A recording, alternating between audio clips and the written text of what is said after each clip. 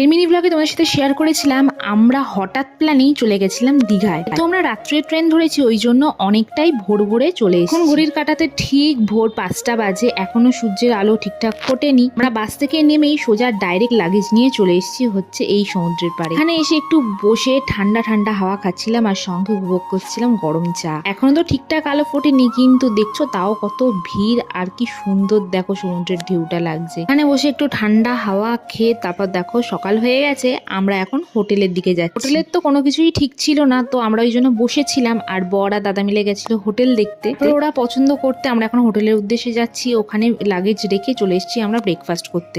ব্রেকফাস্টে যে যার মতো নিজেদের পছন্দের খাবার খেলো। আমি খেলাম হচ্ছে আলুর পরোটা। ব্রেকফাস্ট সেরে আমরা চলে গেছিলাম বাজারে। আজকে খাবো ভাবছি মাছ, তো ওই মাছই বাজারে কিনে রান্না করতে দিয়ে দিয়েছি। রান্না করতে যেহেতু টাইম লাগবে, ওইদিকে রান্না করতে দিয়ে আমরা চলে এসেছিলাম একটু বিচে। তো এখানে আমরা এখন আনন্দ করছি। তো নেক্সট পার্টে আরো অনেক কিছু শেয়ার করবো, চলো টাটা।